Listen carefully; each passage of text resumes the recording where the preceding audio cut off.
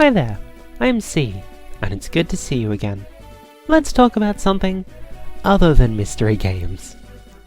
You have no idea how hard that was. Out of the 3 ideas I had before I came up with this month's video, 2 of them are mystery games.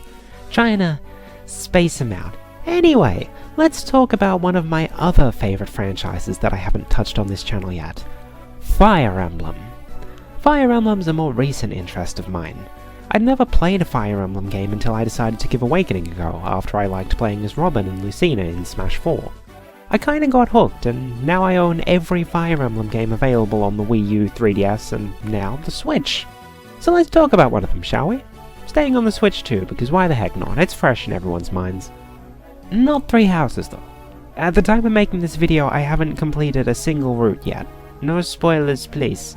No, let's talk about the other Switch Fire Emblem game. The one no one remembers unless they want to poke fun at it. Let's talk Fire Emblem Warriors. Fire Emblem Warriors is a hack-and-slash game developed by Koei Tecmo and published by Koei Tecmo in Japan and Nintendo elsewhere. Releasing in 2017 for the Nintendo Switch and new Nintendo 3DS, the game is fairly obviously a spin-off of the Fire Emblem series, utilizing the gameplay of Koei Tecmo's Dynasty Warriors series. For those only familiar with the Nintendo side of things, much like myself, you may be familiar with this style of gameplay through Hyrule Warriors, a Warriors spin-off of the Zelda series. There was a lot of buzz regarding this game when it was first announced. I mean, Fire Emblem just seemed like a pretty natural fit for a Warriors spin-off. I was pretty hyped too. I mean, it was one of the 3 games that I originally bought a Switch for. I was already a big fan of Fire Emblem at the time, and I had enjoyed Hyrule Warriors once I finally got over the limited roster and got it. So yeah, this seemed like it would be right up my alley. But would it hold up to expectations? Well, let's get into the story and find out. Once upon a time in the kingdom of Aetolis, there was a prince, Rowan, and a princess, Liana, and none of them really had any interest in taking the throne after their mother. One day they were training with Darius, the prince of the neighbouring Gristone kingdom, when all of a sudden the sky went dark, portals started opening up out of nowhere, and monsters started falling out of them. These were Outrealm Gates and Outrealm Fiends, respectively, and apparently the fact that they're appearing means bad stuff is happening. I should probably start replaying these games before I try to summarize their plots. Anyway, with monsters all over the place, our intrepid heroes have got to get to safety, but during their escape from the castle, they happen to get separated from the Queen due to a rock slide. But before they part ways, the Queen hands the royal duo the Shield of Flames, aka this game's Fire Emblem, and they apparently need to find the 5 Gleamstones to slot into it so they can save the world and seal away the big bad that's causing the chaos. As they head off in search for the Gleamstones, they happen to run into Crom and some of the Awakening crew. No, seriously, that's how it happens. Rowan goes off the path and they just sort of run into each other. See, along with the Outrealm Gates calling forth Outrealm Fiends, they also called forth heroes from other worlds. So now Rowan and Liana must team up with said heroes as they search for the Gleamstones and discover what set things in motion for their world to start falling apart. It ain't really anything special, but hey, it's serviceable. Anyway, as per usual, that's all I'm gonna tell you. Play it yourself if you want to know more, because it's gameplay time.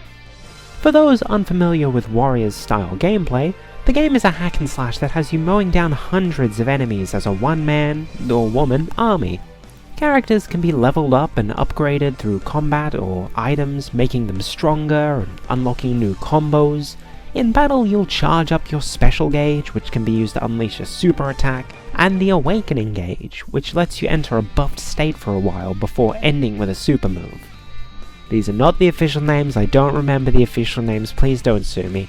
Scattered around the map are various keeps, and owning these keeps can do things like heal you while inside, or up your army's morale. To earn a keep, simply defeat a certain amount of enemies within the keep to force the boss to show up, and then defeat him. However, be aware that the enemy can do the same to you. To clear a map, you typically just have to beat the enemy commander, but there'll usually be a good handful of other objectives in the interim leading up to the final clash. This should all be fairly familiar to anyone who's played Hyrule Warriors, but Fire Emblem Warriors does throw in some things to make the game feel a bit more like Fire Emblem. For For example, the weapon triangle is present, meaning characters with swords will have an easier time fighting characters with axes. Axes will be better against lances, and lances against swords. Some weapons are also particularly effective against cavalry, flying, armored, or dragon enemies. The map will display these advantages and disadvantages for the selected character, so it's important to keep that in mind. You're also typically allowed to select 4 characters heading into a story map, as well as however many extra units that specific map lets you. During the battle, you're able to switch control between any of these 4 units, allowing you to keep control of multiple parts of the battlefield, as well as selecting the right weapon for a given enemy. As for the extra units, you can't directly control them, but you can use the map in the pause menu to order them around the battlefield, telling them to head to certain locations and perform certain actions, like defending a fort or defeating a strong enemy. Pair Up from Awakening is also in the game, but I'm pretty sure I never used it, so I can't really speak of its effectiveness. Rightio, I'm sure you all have a pretty good understanding of the game by now, so it's on to the good and the bad.